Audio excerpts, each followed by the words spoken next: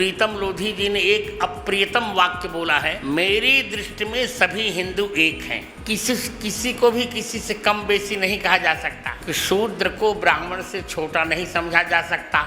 नमस्कार, धर्म ज्ञान के दर्शकों का स्वागत है। मैं हूं आपके साथ कविता राणा।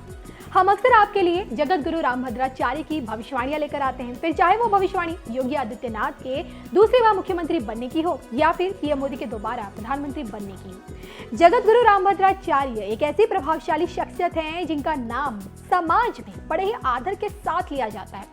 72 की उम्र तक आते आते स्वामी रामभद्राचार्य ने इस समाज के लिए, जरूरतमंद लोगों के लिए और हैंडीकैप्ड लोगों के लिए ऐसे ऐसे असाधारण कार्य किए हैं जिसके चलते भारत सरकार द्वारा पद्म भूषण से भी सम्मानित हो चुके हैं। चित्रकूट में स्थापित तुलसीपीठ नामक धार्मिक और सामाजिक सेवा संस्था के संस्थापक हैं और ऐसे लोगों के लिए देखिए एक मिसाल है जो कठिनाइयों में हार मान जाते हैं।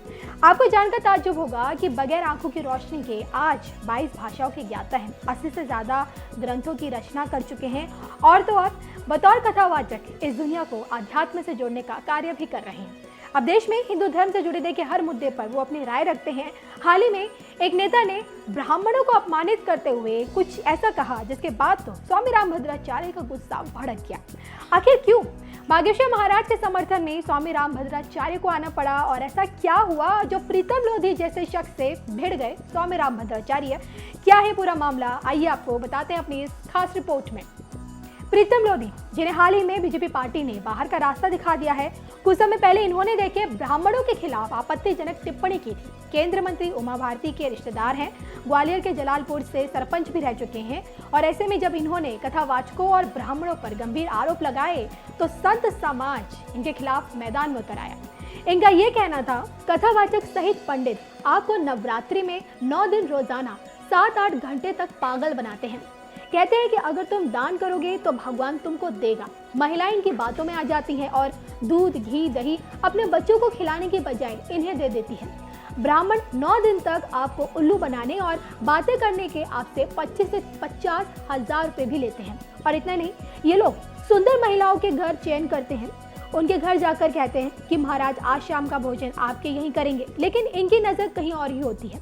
कथा के दौरान ये कहते हैं कि 20 से 30 साल की महिलाएं आगे बैठ जाओ, 30 से 45 साल की महिलाएं बीच में और बुजुर्ग महिलाएं पीछे बैठ जाओ। इसके बाद ये गाने गा गा कर उन्हें नचवाते हैं और खुद ऊपर बैठे आनंद लेते हैं। बस फिर क्या था, प्रीतम लोधी की देखिए इन्हीं बातों पर बागेश्वर महाराज के नाम से मशहूर महाराज श्री धीरेन्द्र कृष्ण ने अपनी नाराजगी जाहिर की। उनका ये कहना था, अगर कथा, ब्राह्मण और व्यास नहीं होते तो कोई अपने पिता को नहीं पहचान पाता और पूरा का पूरा संसार भगवान राम और कृष्ण के बारे में नहीं जान पाता। इस संसार को ब्राह्मणों और कथावाचकों की जरूरत है, ऐसे लोग पाखंड फैला रहे हैं।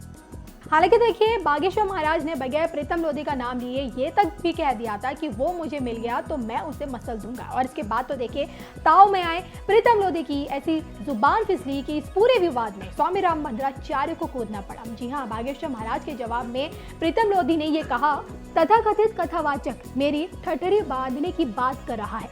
उसने एक बार नहीं 5-6 बार मेरी ठठरी बांधी है।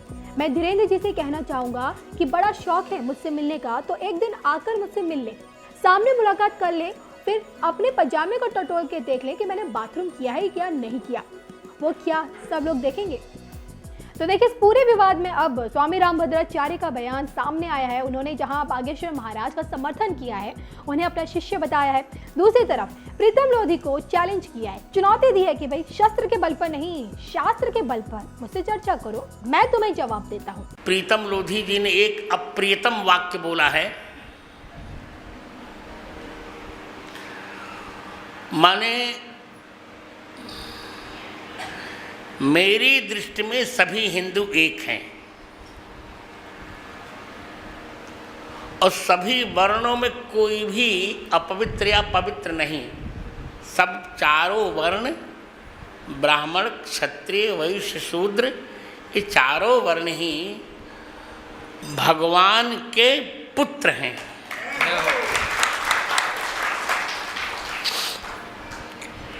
किसी को भी किसी से कम बेसी नहीं कहा जा सकता। ये मेरी नहीं, शास्त्र की मान्यता है और मैं कई बार कह भी चुका हूँ कि शूद्र को ब्राह्मण से छोटा नहीं समझा जा सकता।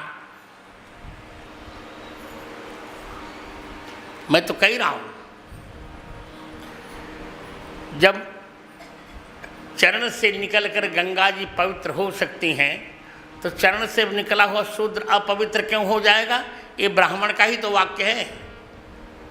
ब्राह्मणोस्य मुखमासीत बाहु राजन्य कृतः ऊरु तदस्य जद वैश्य प्रभ्यागम शूद्रो अजायत। तो मैंने तो कभी हिंदुओं में भेदभाव माना नहीं। अब लोधी साहब को क्या भारत के विभाजन का नशा चढ़ गया है?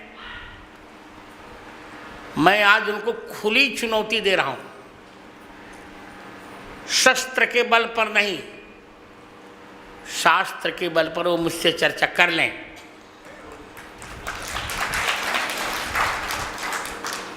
और बागेश्वर धाम के जो अधिपति हो मेरे ही शिष्य हैं, मैं जिम्मेदारी लेता हूं। उन्होंने जो कुछ कहा है बहुत अच्छा कहा है। एक कोई महिला भी बोल रही थी, अब महिलाओं को तो मैं कुछ नहीं कह सकता। आज 2-4 बिंदुओं पर मैं चर्चा करूंगा।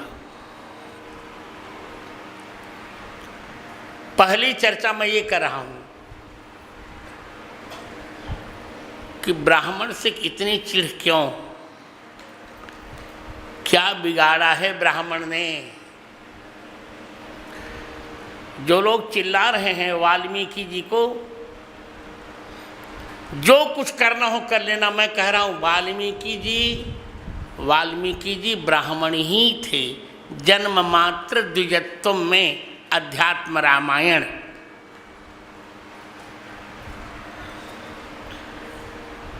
श्री राम कथा, ब्राह्मण ही एक ऐसा है जो गोमुख से लेके गंगा सागर तक, कश्मीर से लेके कन्याकुमारी तक संपूर्ण भारत को एक करने का व्रत रखता है।